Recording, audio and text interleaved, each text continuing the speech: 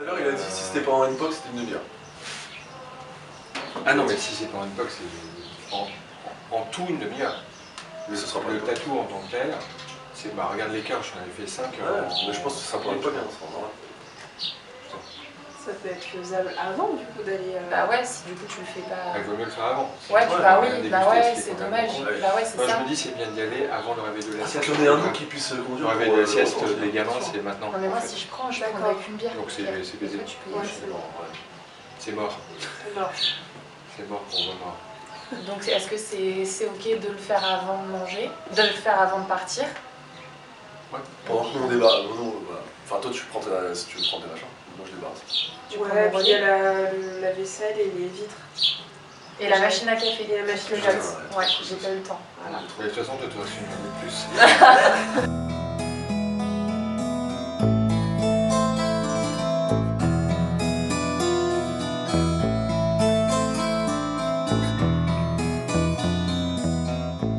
Je m'appelle Frédéric Agide, j'ai 50 ans. Je crois qu'on peut me définir comme artiste. Mon médium principal, c'est le dessin.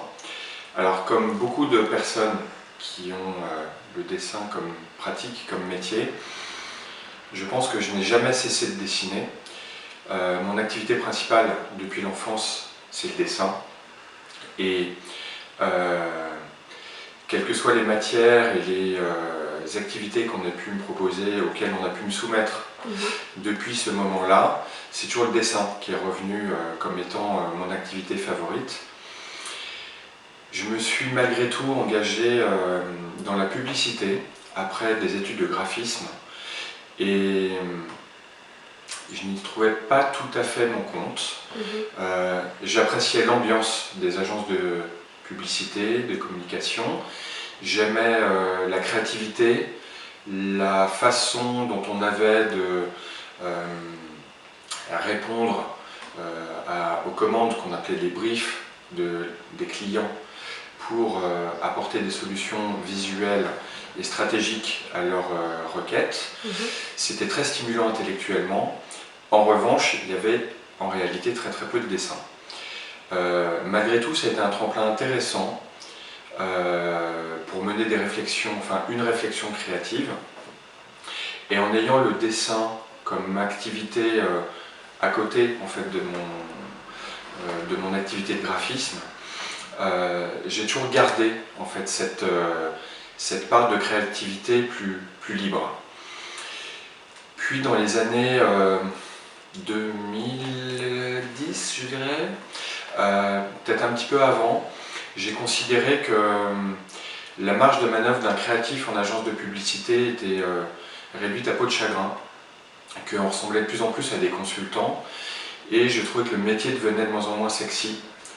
Je me suis demandé comment j'allais pouvoir éventuellement transformer en fait, cette activité pour finalement décider de m'extraire complètement de cette activité publicitaire pour me consacrer au dessin. Alors dans un premier temps, j'ai choisi d'exposer mes dessins papier, qui étaient plutôt des grands formats, enfin des formats de toute taille mais aussi des grands formats. Moi j'ai une affinité toute particulière avec le dessin, peut-être parce que je préfère le papier à la toile par exemple. J'ai fait des tableaux, mais j'ai jamais été convaincu du résultat. Et que ce soit pour moi ou pour les autres, c'est vrai que le dessin est pour moi quelque chose de... comme si c'était jamais fini, comme si on avait quelque chose qui était en cours, comme si on assistait aux coulisses d'un processus créatif. Et j'ai donc commencé à exposer mes dessins, en toute honnêteté et objectivité, sans beaucoup de succès.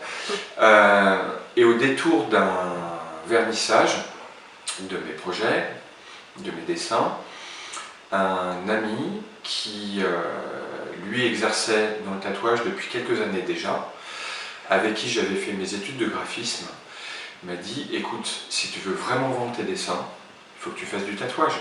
Aujourd'hui, tout le monde veut un tatouage. » On était peu au pro en 2010. Moi, je n'étais pas tatoué. je considérais le tatouage comme quelque chose de vulgaire. Pour la simple et bonne raison, c'est que les rares personnes tatouées que je croisais à ce moment-là, puisqu'en fait, à ce moment-là, le nombre de personnes tatouées était assez faible, ou en tout cas, on ne les montrait pas. Et ce que je voyais, moi, comme tatouage, ne m'intéressait pas esthétiquement. Je trouvais que la part de créativité n'était pas, à mon sens, très développée. Je voyais un peu tout le temps les mêmes choses. 2010, il ne faut pas perdre de vue, 2000-2010, c'est les motifs tribaux, les dauphins. Les dauphins, c'était peut-être encore un peu avant. Ouais. Le retour en grande pompe du motif polynésien maori, c'était pas quelque chose que j'aurais envisagé de porter sur moi, et encore moins de faire, puisque mon univers de dessin était très éloigné de ces univers, de ces graphismes qui, sans les dénigrer, en fait, ne me ressemblent pas, en fait. Et donc, j'ai malgré tout considéré ce qu'il m'avait dit comme étant quelque chose d'envisageable, et j'ai creusé un peu plus le sujet de qui fait quoi dans le tatouage à ce moment-là. Alors pour le coup, son travail à lui me plaisait énormément, en tant que lui c'est quelqu'un qui venait du street art, donc j'ai beaucoup analysé ce que faisaient les gens issus du street art, pardon, du graphisme, du dessin, de la bande dessinée. Il y avait quelques tatoueurs pionniers qui vraiment arrivaient je pense à Yann Black par exemple, qui arrivait avec des motifs de graphisme, des dessins que jusqu'à là on n'avait jamais vus. Tout ça est arrivé au moment où la technique a commencé à changer, où les machines que l'on proposait sur le marché, les machines de tatouage, les dermographes, devenaient plus faciles à manipuler, peut-être commençaient à être moins bruyantes, et apportaient pour les tatoueurs et les tatoueuses une dextérité toujours plus grande et de plus grandes options de dessin. Ce qui m'a aidé à envisager les choses différemment et à me dire que peut-être mon dessin qui requiert beaucoup de détails et pas mal de finesse dans le trait, peut-être transposé pour un tatouage, c'est quelque chose qui devenait envisageable. Et cet ami, je lui dis « Ok, mais moi je ne sais pas comment on fait pour tatouer. » Et pour apprendre à tatouer, ça n'a pas énormément changé, mais il n'y a pas de formation officielle. Et la meilleure façon d'apprendre, c'est de se faire transmettre les apprentis, enfin, les techniques, de se faire transmettre, enfin, de recevoir plutôt l'enseignement de la technique par un ou une tatoueuse qui a suffisamment d'expérience pour pouvoir transmettre son savoir. Or, je me voyais mal, j'avais déjà pas loin de 40 ans,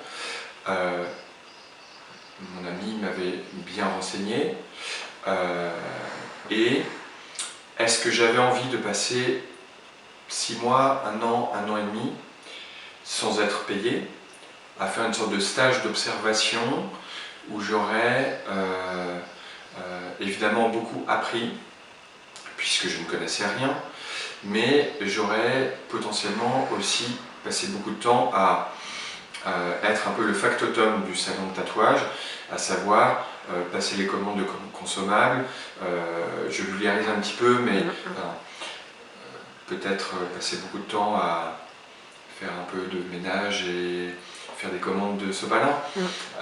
Est-ce que j'en avais vraiment envie? Pas forcément. Et donc j'ai fait le choix d'apprendre tout seul.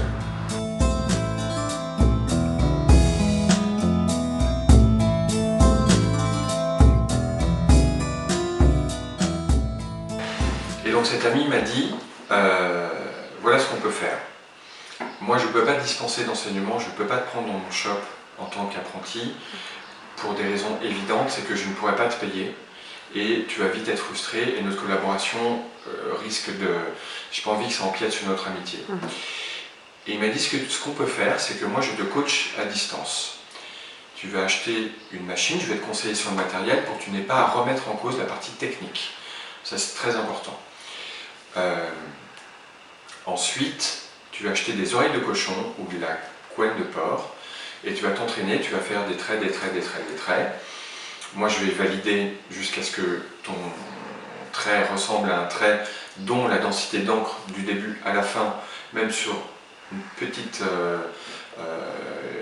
sur quelques centimètres, soit d'une bonne cohérence. Après on va faire des triangles, des carrés, des ronds, des vagues, et au fur et à mesure, moi je vais te guider en fait dans la manipulation de l'outil et la qualité de tes tracés, puisqu'en fait la première chose à intégrer quand on apprend le tatouage, c'est la ligne.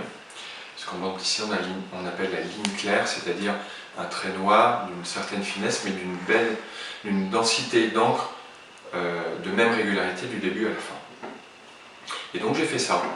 J'ai acheté du matériel, j'ai acheté mes pots de cochon, je me suis entraîné, j'ai passé des heures, des heures, des heures et des heures pour affiner la qualité de mes traits. Et à un moment, il m'a dit maintenant tu es prêt, tu peux te faire ton propre tatouage. Donc moi je n'étais absolument pas tatoué. Je ne connaissais pas la sensation du dermographe, de l'aiguille sous la peau, et je me suis fait un premier tatouage sur la cheville, au-dessus de la malléole, parce qu'il fallait que je puisse avoir un geste qui me permette non seulement de tendre la peau, mais aussi d'avoir une posture qui me permette d'avoir une bonne vision de ce que j'étais en train de faire. Le résultat est ce qu'il est. Mais nous avons considéré tous les deux que je pouvais proposer mes services à des amis qui étaient OK pour servir de cobaye. Moyennant un remboursement des frais engendrés, quelques dizaines d'euros, j'ai commencé à tatouer des copains. Et lui m'a dit, si personne ne porte plainte, tu peux commencer à faire payer. Et donc j'ai fait ça, personne n'a porté plainte, et j'ai commencé à proposer, non pas mes dessins, mais mes compétences de tatoueur.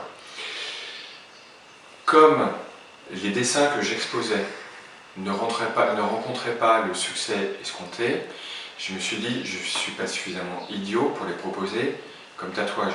Quelqu'un qui ne veut pas poser sur son mur un dessin que j'ai fait, ne va pas se poser sur son corps ad vitam. Parce que si tu accroches un dessin et qu'à un moment il ne te plaît plus, tu le relèves, tu le changes de pièce, tu le revends, que sais-je. Si tu te poses un dessin à vie sur le corps, tu ne peux pas faire ça. Tu peux le recouvrir, mais c'est quand même un petit engagement.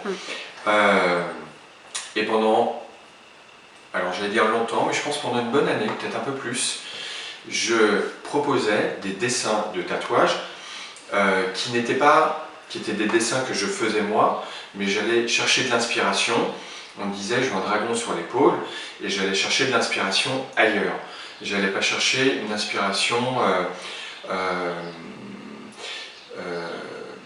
telle que moi, je l'aurais fait en puisant dans mon imaginaire. Donc j'allais chercher des inspirations dans ce que je voyais comme étant les dessins à la mode des tatouages du moment. Alors j'avais des demandes, les gens revenaient, le bouche à oreille a commencé à fonctionner, les réseaux, c'était pas trop ça encore.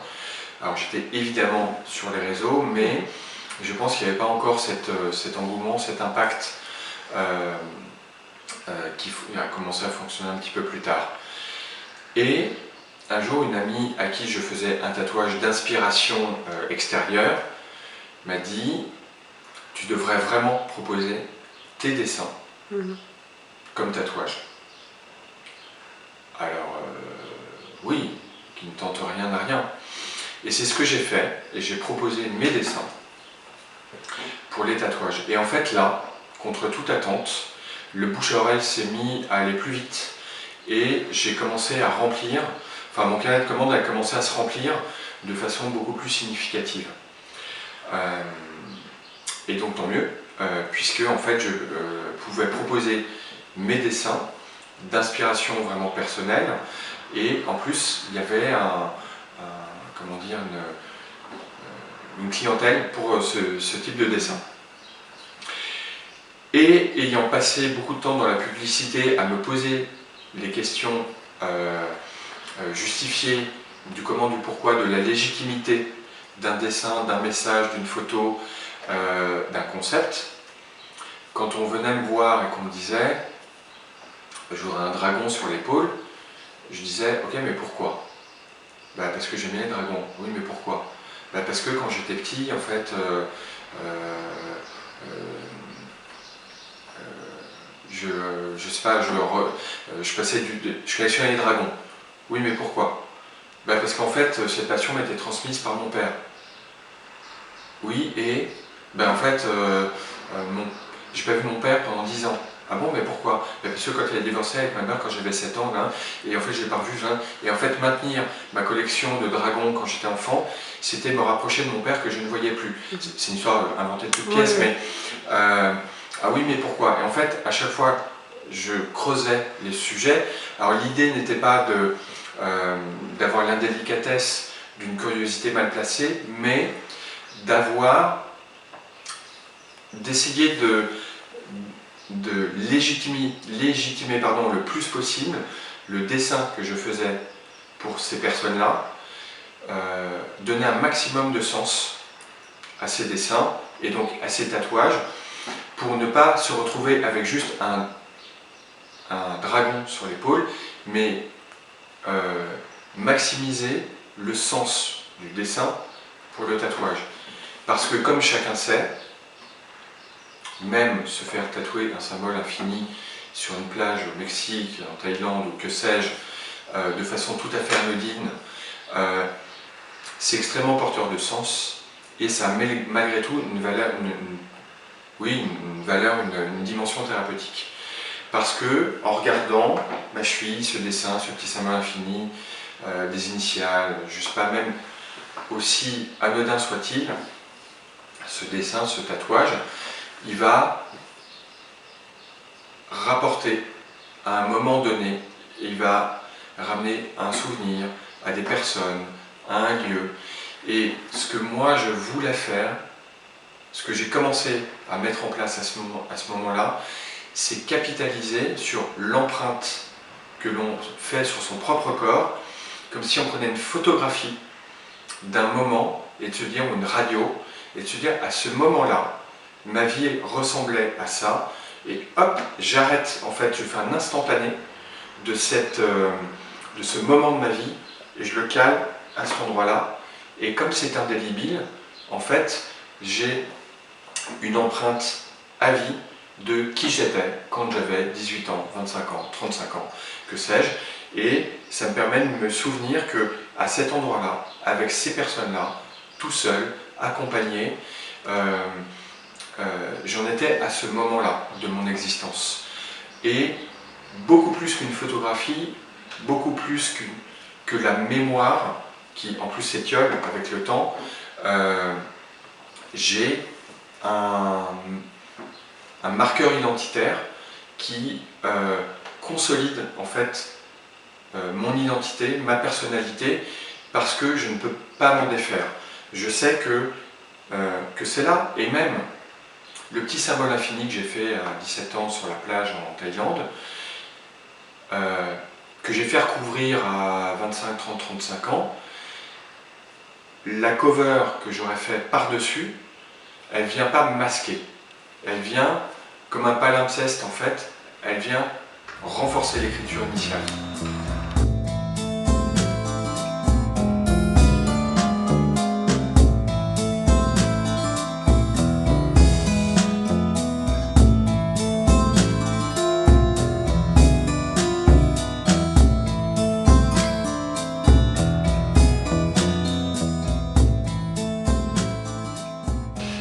j'ai voulu intensifier cette démarche, d'autant que j'ai eu une expérience assez déstabilisante avec une cliente qui vient me proposer un projet. Elle me dit, je voudrais porter comme tatouage, pas loin du cœur, sur les côtes, le dessin du doudou de mon petit garçon qui est décédé. Alors, ok, on travaille sur le dessin et une fois le dessin validé, elle vient, on fait le tatouage et comme souvent, pendant la séance de tatouage, on se parle, d'autant que ce sujet-là n'est pas du tout anodin, et elle me raconte que le père de cet enfant avec qui elle était, enfin que la relation qu'elle avait avec ce garçon s'est terminée en grosse partie suite au décès de l'enfant, qu'elle a refait sa vie depuis, et que avec cet homme-là, ils ne parviennent absolument pas, depuis des années, à avoir un enfant. Elle tombe pas enceinte. Alors que le projet est complètement... enfin, ils ont une volonté farouche de devenir parents tous les deux, et pour autant, elle tombe pas enceinte. Donc je fais le tatouage, on se parle de ça et d'autres choses, et terminé, merci, au revoir. Quelques semaines plus tard, elle m'appelle et elle me dit « Tu me croiras jamais, je tombe enceinte ». Et là, je me suis dit, on a un sujet. C'est-à-dire que on ne peut pas... enfin, il est important de considérer qu'un tatouage peut avoir, au-delà de vertus thérapeutiques, c'est simple, comme je disais tout à l'heure, sans être mystique pour autant,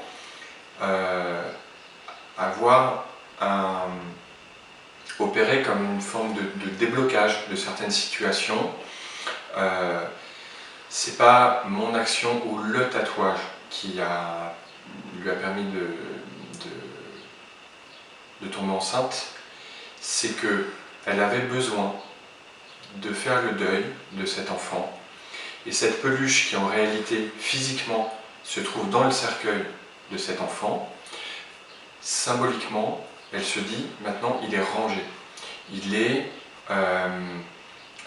j'accepte que cette histoire relève du passé, je l'intègre en moi, je la porte, et je peux non pas passer à autre chose, mais poursuivre ma vie en intégrant le fait qu'il y a cette partie d'histoire qui m'appartient et qui ne m'empêche pas de poursuivre ma construction, mes projets, et d'ouvrir ma vie de famille avec un autre enfant, par exemple.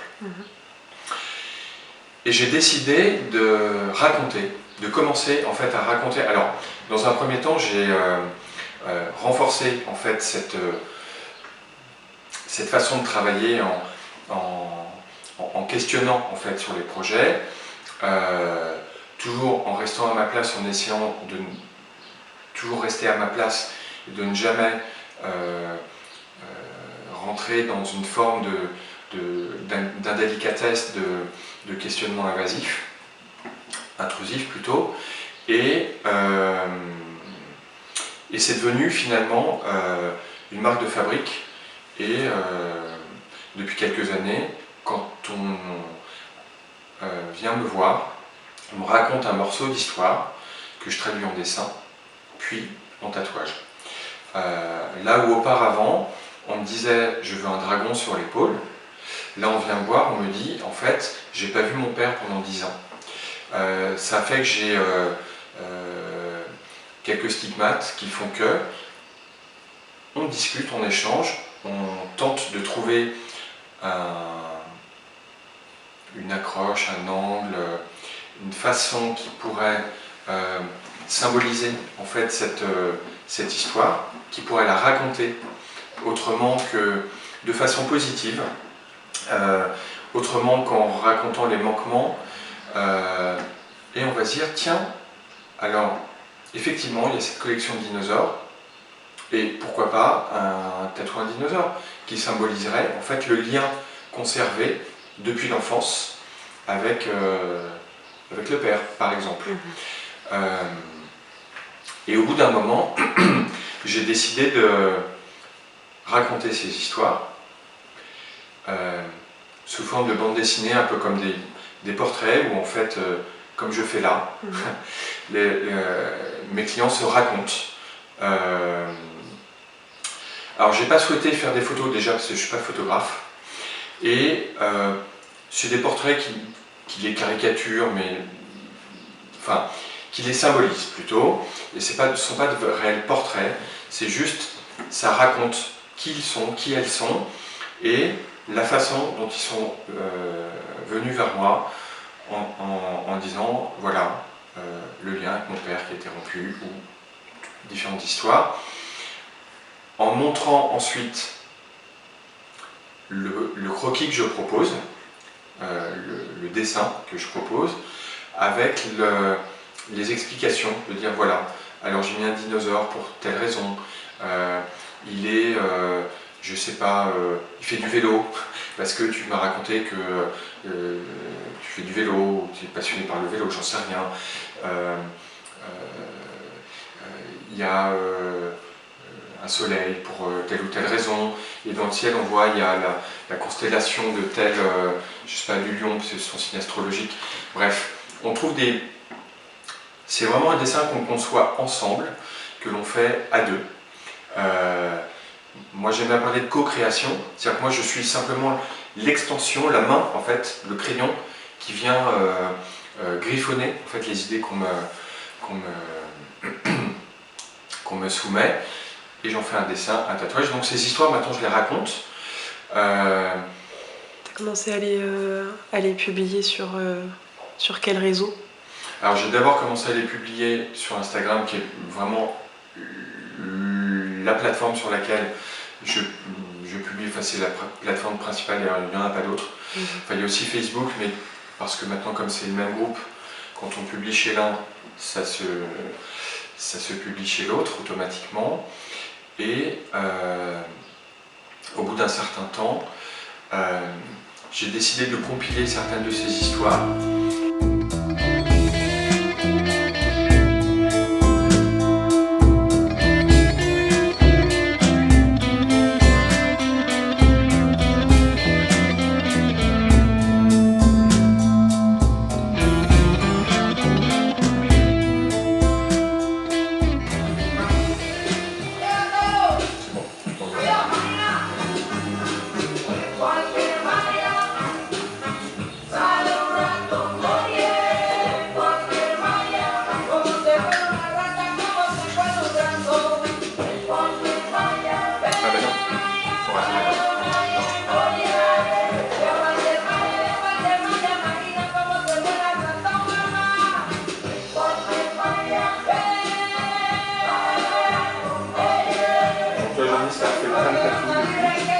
On l'a fait en quelle année?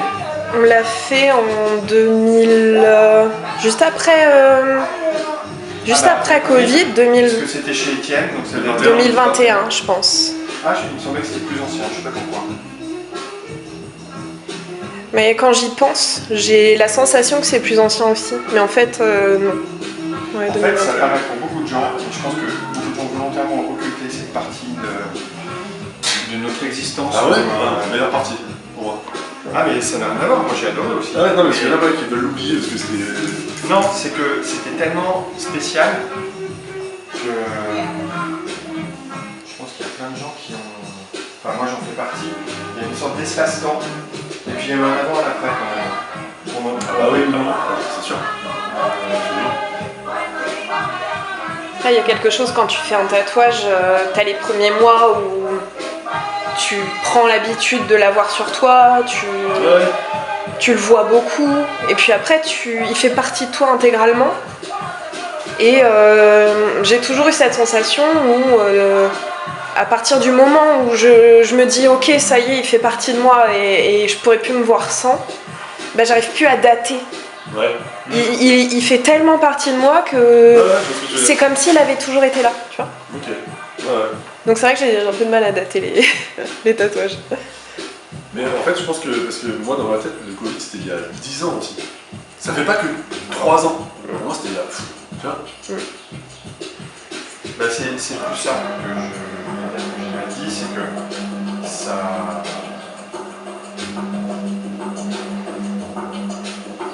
On a l'impression que ça fait...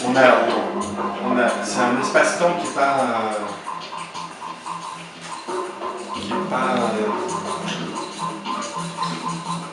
qui est pas habituel, qui est pas... c'est un repère qu'on n'a pas, c'est un repère qu'on a tous en même temps. Alors du coup Pierre, c'est ton 4e avec Frédéric, c'est ça? C'est mon 4e projet, ouais. Exactement. En l'espace de combien de temps? 4 jours. 1 an et demi. Je dirais 1 an et demi. Il y a eu un premier projet du coup sur mon bras droit, qui du coup représente ma fille. Un deuxième sur le bras qui est en train d'être tatoué, qui représente du coup mes grands-parents. Un troisième sur le bras qui est en train d'être tatoué aussi.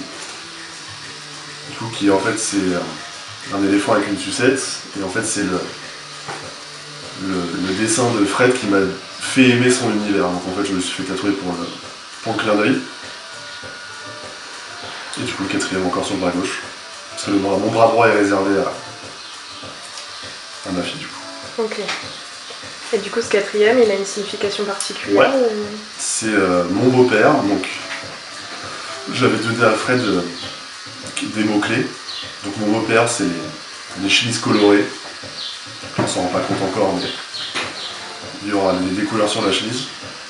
Et l'appareil photo parce qu'il fait de la photo. Et ma maman, avec les 2 photos, donc une photo du café, car méga fan de café. Ça fait un peu con dit comme ça. Méga fan de café et une orchidée, la photo qui sort de l'appareil. Méga fan d'orchidée. Voilà. Ça représente, on va dire, les personnes qui m'ont élevé. Et il y a un petit clin d'œil aussi à ma petite sœur sur les 3 lettres qui seront dessus sur l'appareil photo. Un B, un Q et un P. Alors, si je dis la signification, du coup, là, ça va être un peu... Non, T'es absolument pas obligé de si, sur si, l'appareil. alors là, ça veut dire bouc qui pue. D'accord. Bouc qui pue, ouais. On s'appelle comme ça depuis que... Enfin, je l'ai toujours appelé comme ça, et du coup, elle a repris. Pour le grand frère, elle m'a appelé comme ça aussi. Et elle, aujourd'hui même, aussi, se fait tatouer. Et du coup, elle se fait, parmi ses tatouages, j'aurai aussi un BQP. Ok. Voilà. Donc le trio de la maison dans laquelle j'ai grandi. Le beau-père, la maman et la petite sœur. C'est chouette. Bah ouais, carrément. T'as découvert le travail de Frédéric comment du coup? Ah bah j'avais un projet du coup de me faire tatouer donc, pour ma fille.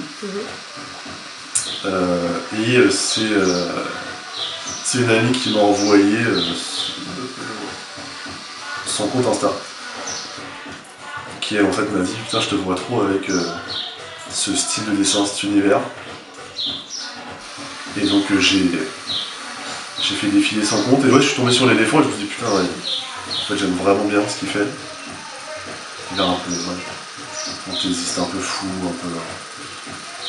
Ça me représente bien. Et donc voilà, j'ai pris contact et je lui ai proposé le projet pour ma fille et il a dit oui. C'était important pour toi de trouver un tatoueur qui donne de l'importance à l'histoire derrière ton tatouage ou c'était vraiment juste à la base? Ah si, c'était important, même si justement je trouvais qu'en fait il n'y a pas vraiment d'histoire à proprement parler par rapport au travail de Frédéric. Il n'y a pas vraiment d'histoire lourde ou de machin, mais c'était important quoi, que ça soit significatif quoi. Et ouais voilà, en fait j'ai voulu en fait à la base tatouer ma fille parce qu'en fait en gros j'ai été un peu papa solo, j'ai élevé ma fille, donc très proche. Et c'était important pour moi ouais, de l'avoir en plus sur moi, même plus que de l'avoir H24 à la maison. Quoi. Et en plus elle aime trop, quoi. Chaque fois elle se regarde. Et du coup en fait j'ai un petit hérisson, un choupisson, ça s'appelle, c'est le vrai nom du bébé hérisson, c'est choupisson. parce qu'on l'appelait le choupisson, et du coup avec une tétine rose, en forme un peu de ballon quoi. Parce que c'est son objet préféré ever. Donc voilà, dans la symbolique, ma fille est son objet sur moi. C'est quelque chose qui revient dans tes tatouages avec Frédéric, mais est-ce que c'est quelque chose qui revient dans tes tatouages de manière générale? L'importance de la signification. Ouais, alors en fait, moi dans l'idée, pour moi, c'est très personnel, mais un tatouage doit toujours, en tout cas si je veux me le faire tatouer, doit toujours vouloir dire quelque chose. Ok. Enfin moi par exemple, je me vois mal, à titre personnel, me faire un tribal parce que moi ça me... Voilà, ça me touche pas, ça représente pas quelque chose pour moi, mais ouais, la signification... il faut que ça soit un tatouage significatif, ouais c'est important. Ouais. Et je trouve que la patte de Fred ajoute ce petit truc hyper sympa à la signification des tatouages. Du coup, 1 an et demi que tu te fais tatouer par Frédéric. Ouais. Est-ce que t'en retires quelque chose? Est-ce que t'as senti une différence en toi, le fait de te faire tatouer ces éléments qui sont importants avec une signification importante pour toi? Est-ce que tu ressens quelque chose de différent ou pas du tout? Non, c'est juste, je trouve que le travail a de la gueule et du coup je suis fier de porter ça sur moi, et le fait qu'en plus c'est une signification, je trouve ça cool, mais non, ça m'a pas changé moi dans ma façon d'être ou de voir les choses. C'est juste moi avec des dessins dessus. Mais des dessins sympas. T'as une expérience avec d'autres tatoueurs? Là, il y en a un. C'est juste une. J'ai fait faux bon à Fred. Ça paraît con aussi, mais c'est le premier bonhomme de ma fille. Et en fait, j'aimais bien l'idée que ça soit un peu comme si elle m'avait dessiné directement sur le bras. Il y a beaucoup de gens qui ont l'impression que c'est littéralement du crayon, ils me font attends, tu dis pas, vas-y, efface. Non, ça s'efface pas. Et du coup, ouais, j'étais tombé sur une tatoueuse qui avait ce style un peu super fin, quoi. Ouais. Donc, voilà. Tu as ressenti une différence d'expérience entre cette tatoueuse-là et oui, l'expérience avec Frédéric? C'était vraiment très pro. Enfin, attention, j'enlève pas le côté pro de Fred. Mais c'était vraiment, je viens me faire tatouer et je repars, quoi. Ouais. Là, c'est plus, avec Frédéric, on vit quand même il y a un moment, on a un moment de partage, il y a le avant, après, le pendant. Non, ça n'a rien à voir. C'est pas du tout la même expérience. Ça, c'est sûr. C'est sûr. C'est plus sympa. Plus long, mais plus sympa. Plus long.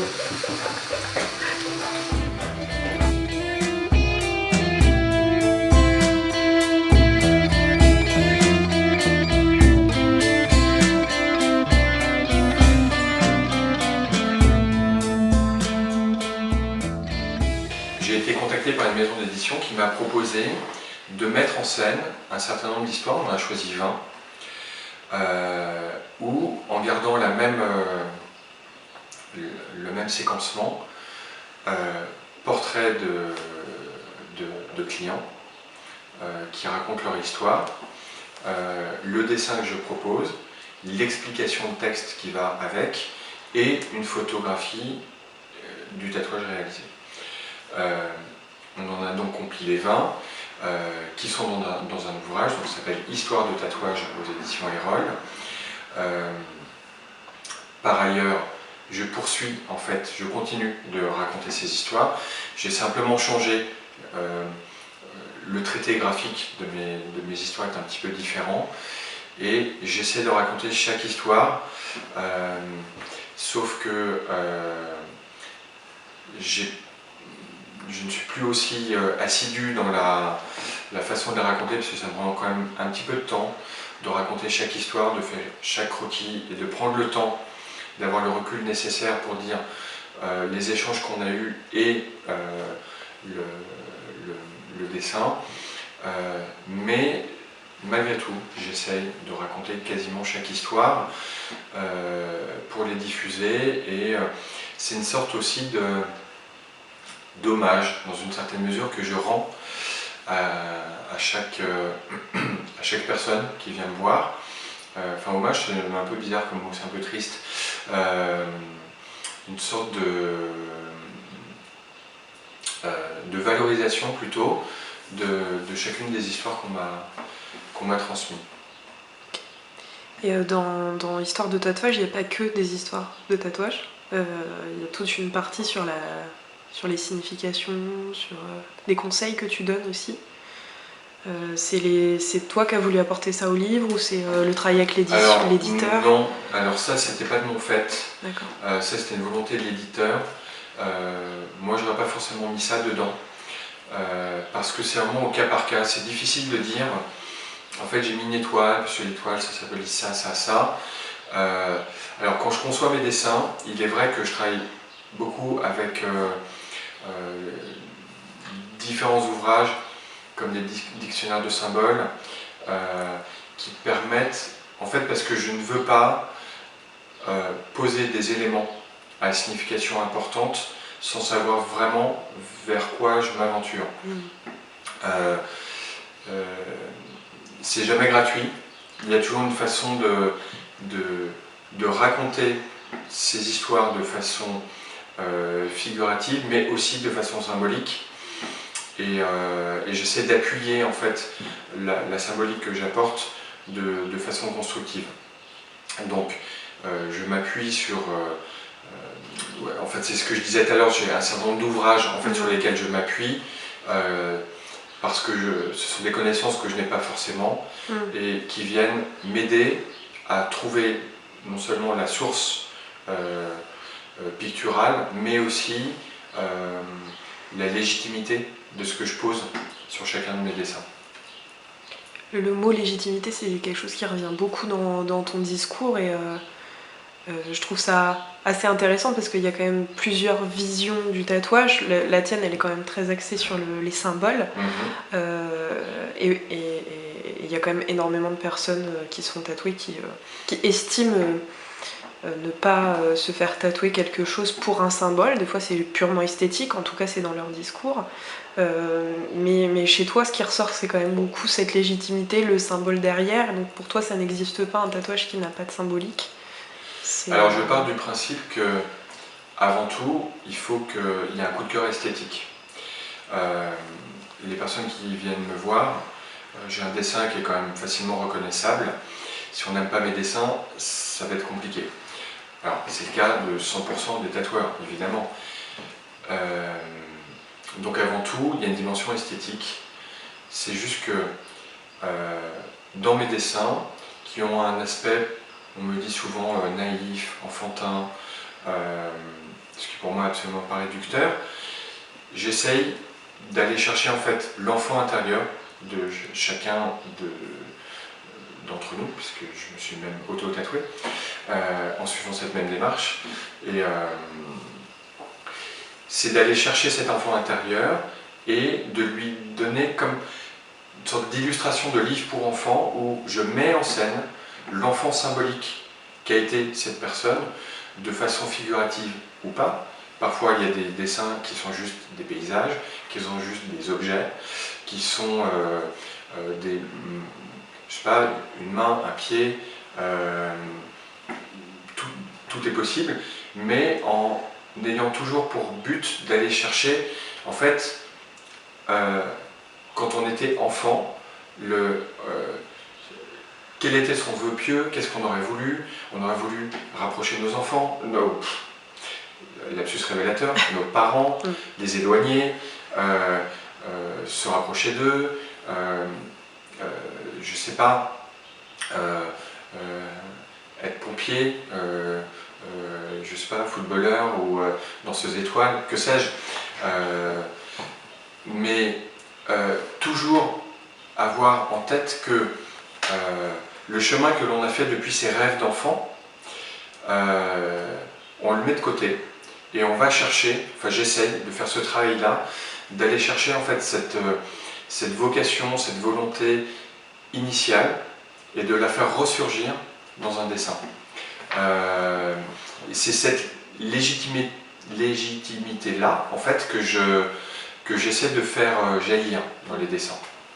Et donc tu travailles autour beaucoup du symbole avec tes clients, tu parles de co-création du tatouage. Est-ce que tu as des retours de tes clients après coup? Qu'est-ce qui ressort de l'expérience que tu proposes? Qu'est-ce que eux t'en disent derrière? Alors c'est surtout à eux qu'il faut poser la question. Alors moi le plus beau cadeau qu'ils puissent me faire c'est de revenir, évidemment. Ce qui arrive, non pas que ces personnes-là soient plus cabossées que d'autres, c'est juste que leur volonté de laisser s'exprimer leur enfant intérieur est peut-être que ça débloque quelque chose et qu'ils ont envie de poursuivre cette quête intérieure pour eux. Il y a aussi le fait, alors, je ne suis pas le seul tatoueur, donc quand on aime le tatouage, il y a aussi l'idée d'aller se faire tatouer par d'autres artistes, et c'est évidemment très légitime. Si leur appétence pour mes dessins est suffisamment grande pour, à chaque fois qu'ils ont envie de se faire tatouer, de revenir me voir, ça peut aussi être ça, tout simplement, d'avoir un goût prononcé pour mes dessins. Il arrive qu'on me raconte des anecdotes au même titre que cette femme qui me dit incroyable, je suis tombée enceinte. J'ai déjà eu plusieurs retours de cette dimension-là. Je n'ai pas d'exemple à citer précisément là, mais il y en a assez souvent. Souvent, c'est des petites choses qui se règlent. C'est pas aussi spectaculaire que je suis tombée enceinte. C'est là, je me suis réconciliée avec mon frère, je reparle avec ma mère.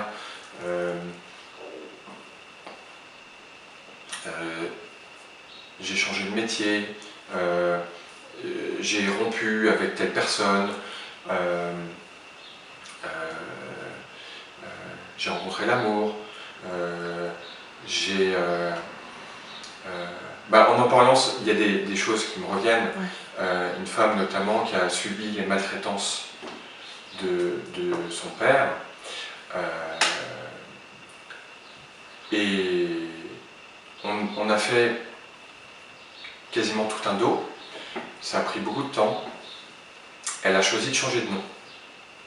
Je ne peux pas donner son nom là, mais c'est le nom d'une fleur. Et c'est incroyable parce que par rapport au nom qu'elle portait avant, le nom qu'elle a choisi, c'est comme s'il y avait une sorte d'éclosion en fait. Et depuis, cette femme qui était persuadée que jamais elle n'était pas légitime pour être aimée, non seulement à rencontrer l'amour, mais quelque chose de ce que j'en sais, de ce qu'elle m'en rapporte, c'est quelque chose qui a l'air quelque chose qu'il a construit vraiment. Et en plus, elle est maman depuis quelques années maintenant. Et ça, ce sont des cadeaux pour moi, vraiment. Ça prouve que cette démarche a du sens et que le tatouage n'est pas uniquement celui que je pratique moi, a de réelles vertus thérapeutiques.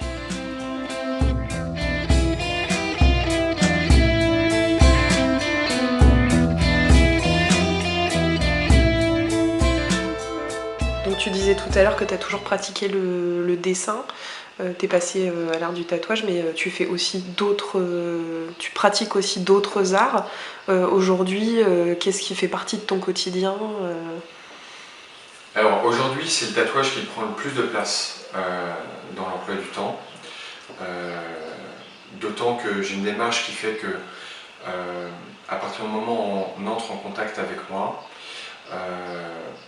il y a un long dialogue qui se met en place. Alors, ça n'a rien à voir avec une thérapie à proprement parler, mais j'ai besoin de récolter un certain nombre d'informations pour pouvoir bâtir mes projets de dessin.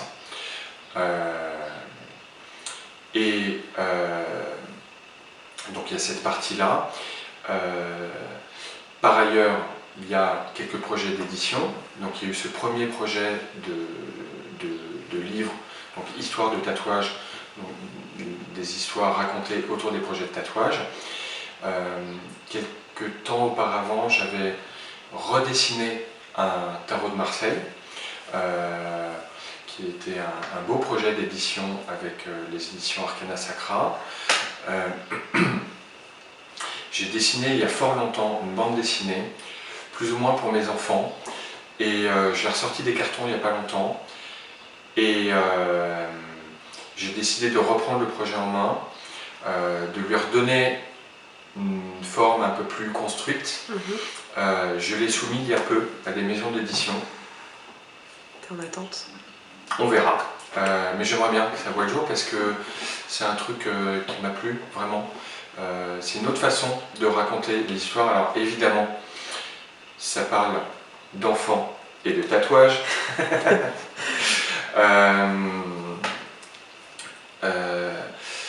Il y a un sujet qui me tient à cœur depuis longtemps, c'est la vision que l'on a du tatouage.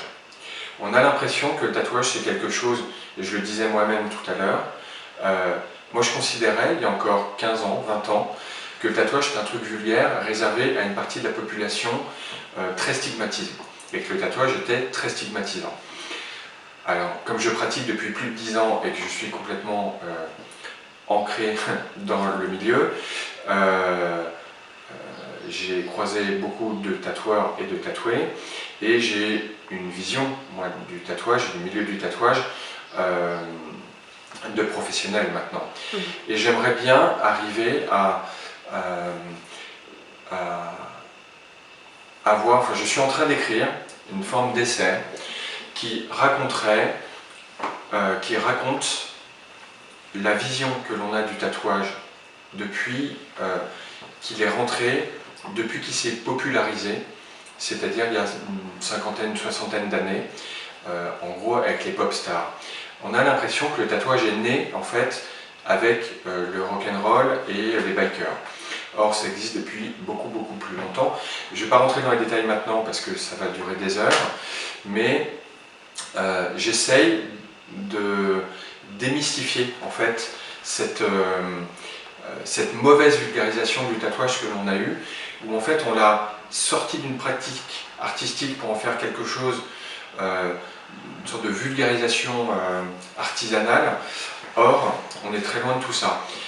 Ceci a eu lieu, existe encore. Il y a une façon, notamment en Occident, d'approcher le tatouage de façon effectivement un peu banalisée. Et j'aimerais bien qu'on arrive à redonner en fait ces lettres de noblesse au tatouage qui le mérite à bien des égards. Et si j'arrive à canaliser et à formaliser quelque chose d'un peu constructif, d'assez facile à lire, qui ne soit pas non truc un peu lourdingue, un peu trop académique, ce projet devrait voir le jour, puisqu'il y a une maison d'édition qui pour l'instant m'accompagne dans ce projet. D'accord, c'est super chouette. Ok. Mais je n'ai parlé que de l'édition. Ouais. Alors, je viens du graphisme et de la publicité, et je suis sollicité de temps à autre pour l'identité visuelle. J'ai déjà fait du graphisme pour des étiquettes de vin, de spiritueux. Il m'arrive de faire des fresques. J'en ai même fait ici même, dans cette maison. Alors j'oublie très certainement des projets. Je fais des collaborations de temps en temps. Là, je vais travailler avec une marque qui fait de la broderie sur mesure. On va faire des petits motifs ensemble. Je fais différentes choses que je ne peux pas énumérer parce que je ne me souviens pas de tout. J'ai fait des t-shirts. J'ai des projets divers et variés qui viennent nourrir en fait ma créativité en plus du tatouage. Tu fais aussi dans ta maison, que je ferai une petite visite filmée tout à l'heure, il y a aussi beaucoup de sculptures que tu as créées toi-même. Tu fais de la céramique, Un petit peu. Alors, j'ai fait de la céramique, je parle au passé parce que ça fait 2 ans que je n'en fais plus. Pendant le confinement, je me suis posé la question, comme le tatouage était devenu non pas interdit mais impossible, je me suis demandé de quelle manière je pouvais continuer à raconter des histoires avec des dessins à portée ou vertu thérapeutique. Et donc je me suis dit, je vais fabriquer des mains, des bras, enfin des parties du corps, avec une surface d'expression qui serait... Alors moi j'étais parti sur un bras, donc j'ai travaillé différentes matières, et je me suis arrêté sur la céramique, et j'ai commencé à faire des mains en céramique, sur lesquelles il y avait la possibilité d'avoir un terrain d'expression. Alors ça m'a énormément plu de travailler la céramique. En revanche, mon projet a fait chou blanc. Je fais une main, j'ai une commande. Pour autant, je suis plongé dans la céramique et le contact avec la terre est extrêmement addictif pour moi, mais pour beaucoup de gens, je crois. C'est un retour à l'enfance, je crois, et en matière première. Et j'ai gardé la pratique de la céramique, mais depuis peu, enfin non, depuis 1 an ou 2, j'en fais vraiment plus du tout. Pour une raison simple et évidente. Là, je vais parler de la maison. En fait, je fais plus de céramique parce que j'ai été attrapé par un autre projet, d'une autre dimension.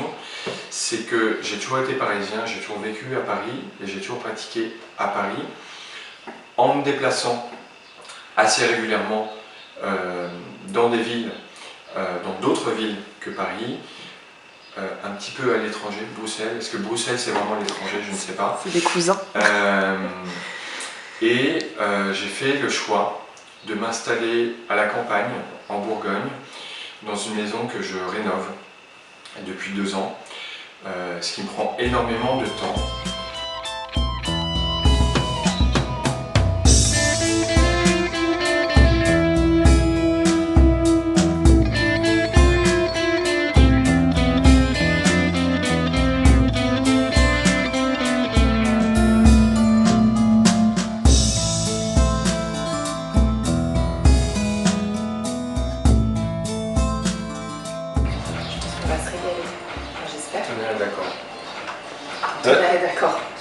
Tonnerre a l'air intéressé par ce qui se passe. Tonnerre aurait pu être promené par moi, mais... Il adore quand il y a du monde, Ouais. parce que tout le monde lui file. Si je dis le mot, ça va ce qu'il y a autour. Très bien, j'ai compris. Les trottoirs. Ouais, Les trottoirs. Mais c'est un truc de dingo. Attends, mais C'est quand on est à table, on dit machin, et il déboule direct. Mais sans l'appeler, sans rien. Ouais. on va se Après, à l'odeur, moi je les mange. Ouais, bah, Les trottoirs. Ah, bien sûr. Moi aussi, je les mange. Les croûtes de fromage.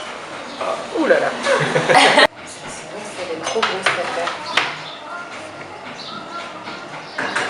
Ici, on mange local. La bonne cuisine. C'est la cuisine qui prend du temps qui est la meilleure. Ça c'est vrai. Tonnerre a l'air extrêmement intéressé par ce que Il y a tu fais. peut-être un truc qui va ricocher, peut-être. Peut-être. Sait-on jamais. Peut-être va-t-il pouvoir récupérer quelque chose. Ah.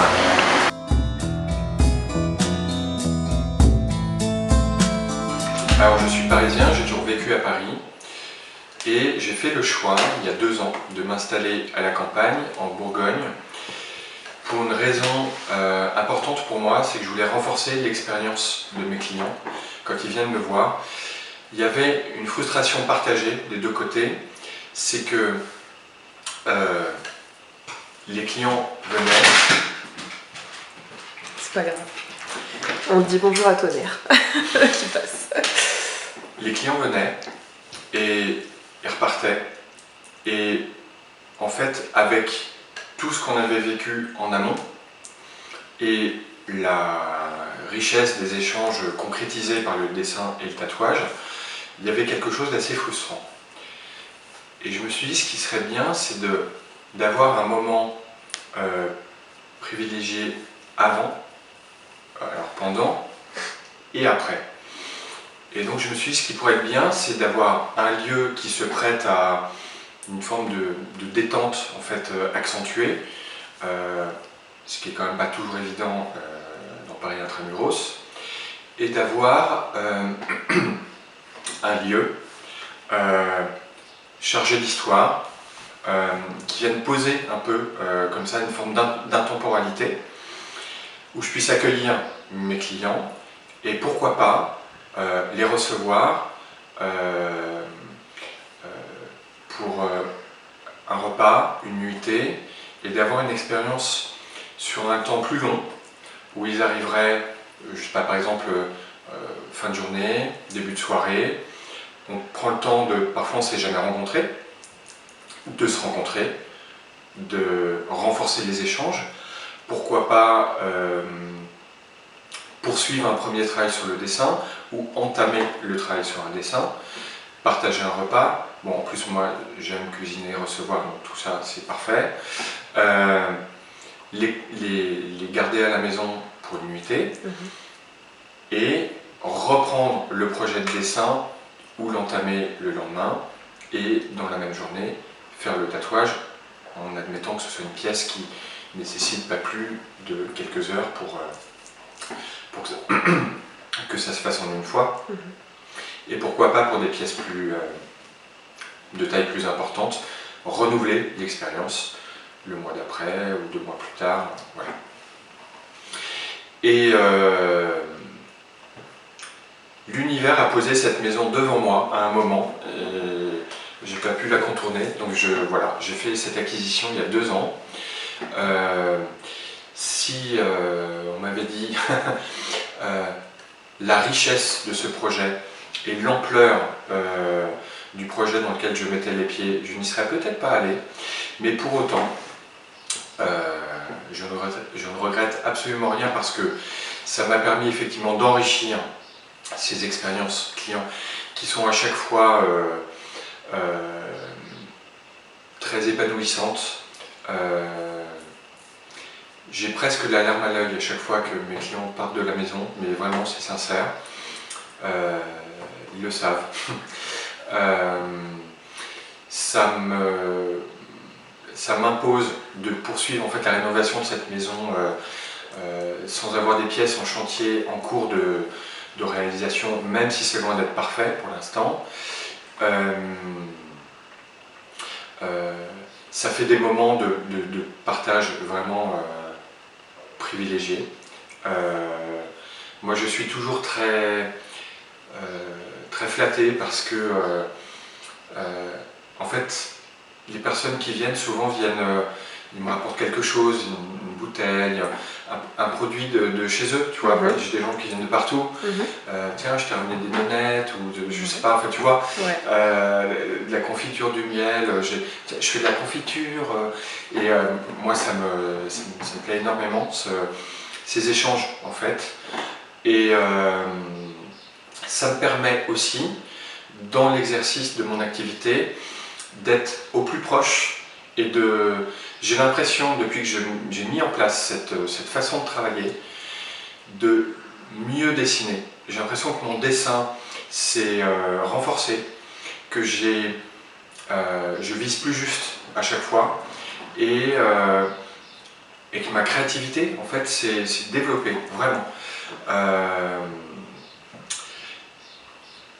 Qui plus est, en plus de ça, grâce à une cliente qui m'a dit « mais pourquoi tu ne formes pas les gens au tatouage ?»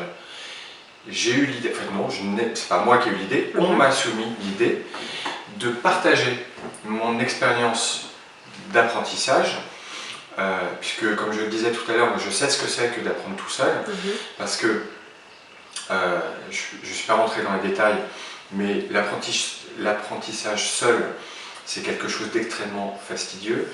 Les premiers tatouages que j'ai faits sur des vrais gens, c'était d'une complexité et d'un niveau de stress, mais que je souhaite à personne. Alors, il n'y a pas eu de drame, enfin, je ne crois pas, en tout cas on ne me les a pas remontés. Et donc j'ai mis en place une pédagogie sur 105 heures, c'est réparti sur 15 jours. Il y a 8 heures par jour, de théorie, de pratique. Alors je ne dispense pas la formation hygiène parce que je suis pas habilité à le faire. C'est 3 fois 5 jours, du lundi au vendredi, espacé d'un mois à chaque fois, donc sur une durée de 3 mois. Je m'engage à faire en sorte que les personnes que je forme soient absolument opérationnelles. C'est-à-dire qu'ils ont le matériel, ils ont... alors, le prérequis de départ, c'est d'avoir un bon niveau de dessin.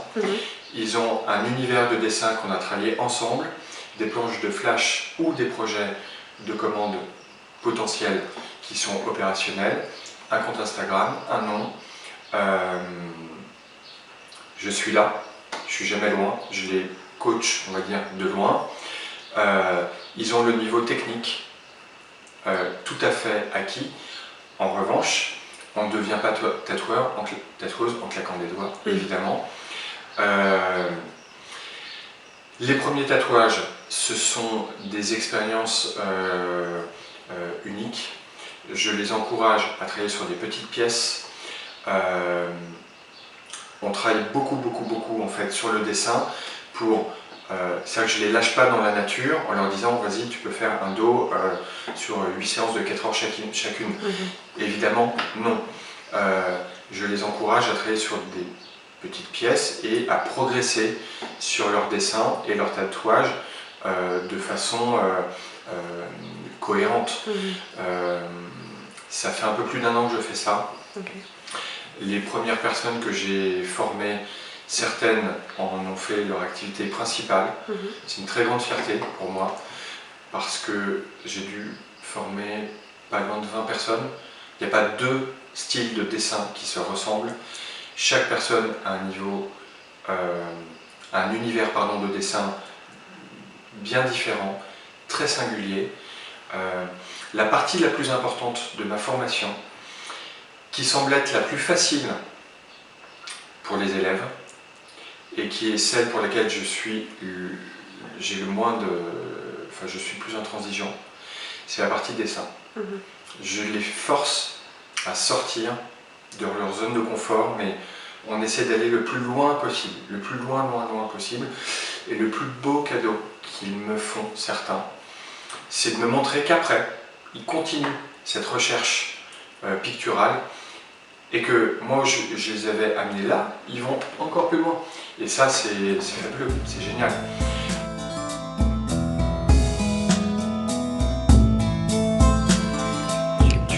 Tu dis que tu continues à les coacher.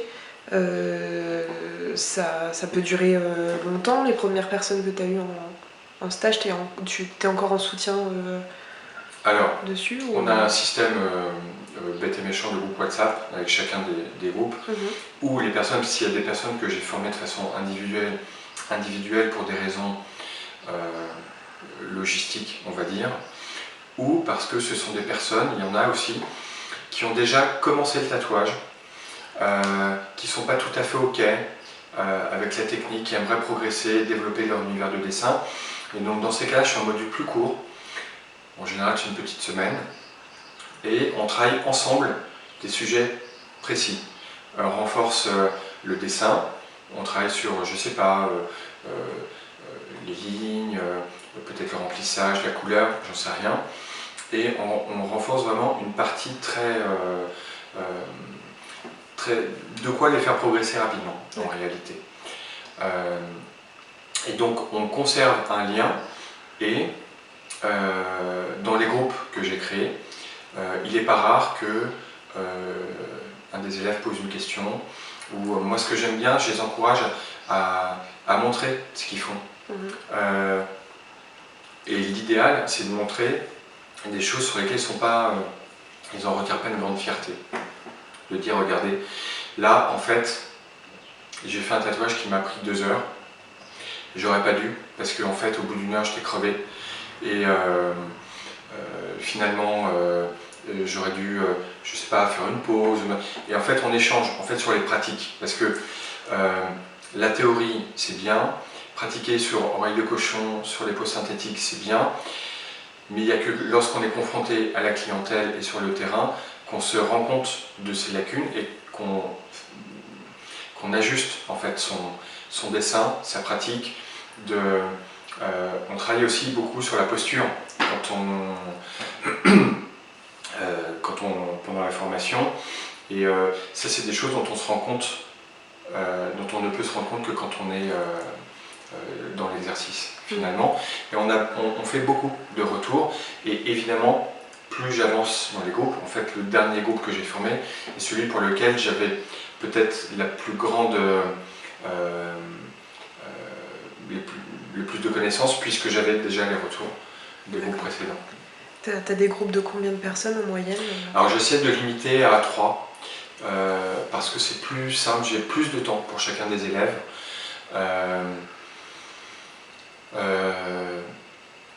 Les groupes individuels, ce qui ne veut rien dire, les formations sur mesure, on va dire, pour une personne, c'est à la fois bien et pas bien. C'est-à-dire que c'est bien parce que j'ai plus de temps pour la personne, je fais vraiment du sur mesure. En revanche, il n'y a pas la dynamique avec les autres. Quand ils sont 3, il y a rapidement une dynamique qui se crée et en fait ils s'autosuffisent dans une certaine mesure. Moi je donne des exercices et sans s'épier, sans qu'il y ait de concurrence ou de comparaison, ah tu fais comme ah t'as raison, moi je vais faire comme ça, et puis ah mais moi mon pot d'encre je l'ai mis là, mais en fait je vais le mettre là, c'est peut-être plus logique. Et puis moi j'interviens pour essentiellement la posture, la façon dont, je sais pas, la lumière, la façon dont ils tiennent la machine, dont ils ont mis leur film, parfois ils se mettent à tatouer, ils oublient de mettre leurs gants, enfin des petits tips en fait qui leur permettent de progresser, d'évoluer rapidement. Tu fais le choix très tôt, dès le départ en fait, de ton activité de tatoueur, tu as fait le choix de l'indépendance et de ne pas intégrer un shop. Pourquoi? Quel a été qu'est-ce qui a déterminé ce choix-là? Alors j'ai fait le choix de l'indépendance très rapidement, en fait la question ne s'est même pas posée, c'était pour moi une sorte d'évidence. Déjà la question de la légitimité en tant qu'artiste et tatoueur. Comme j'ai appris tout seul dans mon coin, je considérais que mon niveau n'était peut-être pas suffisamment bon pour aller me confronter avec des professionnels. Moi je ne me considérais pas forcément comme un professionnel,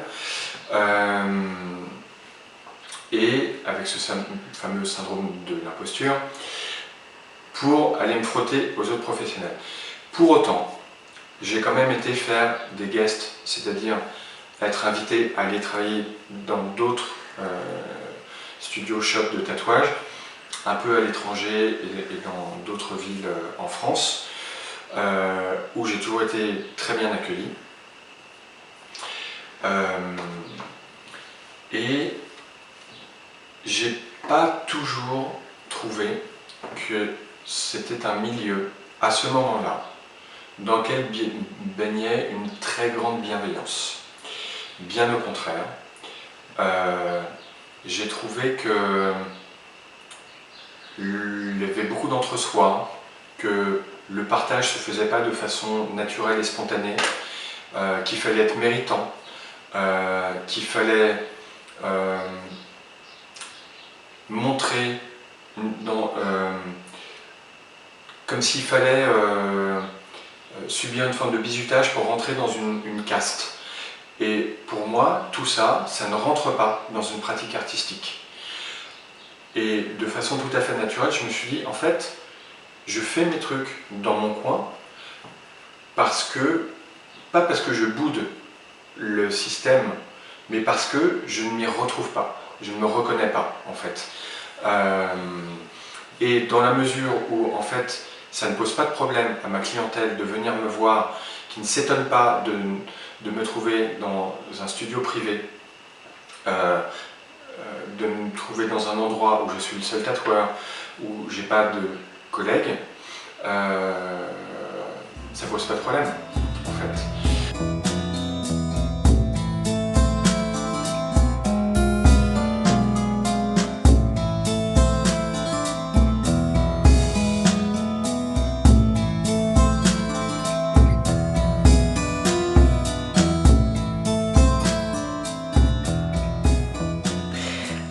je voudrais savoir si y a quelque chose un message que tu voudrais faire passer, une trace particulière que tu aimerais laisser dans l'histoire du tatouage. Est-ce qu'il y a quelque chose que tu voudrais dire pour conclure cette petite interview?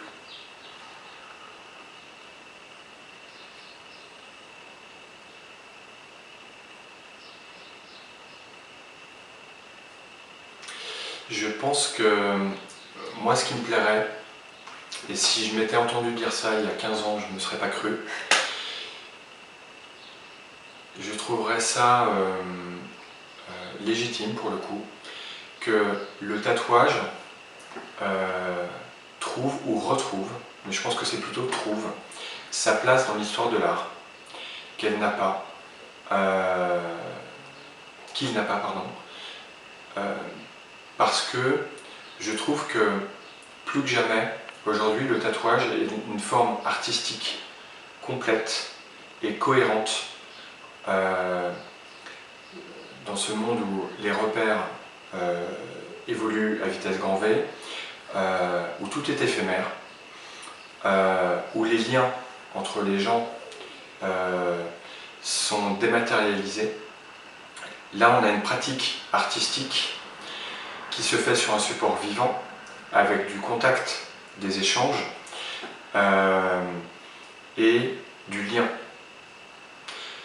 Si je vais dans une galerie et que j'achète un tableau, une sculpture, de la céramique, que sais-je, une litho, un dessin, déjà, probablement, je ne rencontrerai jamais l'artiste. Quand bien même, si je le ou la rencontre, je vais avoir quelque chose, il y aura de la distance. Et il y aura de la distance avec l'auteur, l'autrice, et il y aura de la distance avec l'œuvre. Même si je la pose sur un mur, ou si je l'offre, il y aura malgré tout cette distance parce que c'est un objet. Porter une œuvre d'art, c'est quelque chose de très particulier. C'est quelque chose de vivant. Et c'est le souvenir d'un moment, d'un échange et d'un lien, en fait. Et si moi je peux, d'une façon ou d'une autre, œuvrer pour que ça aille dans ce sens, eh bien je le verrai peut-être pas de mon vivant, mais ce sera ma petite pierre à l'édifice. Merci Frédéric.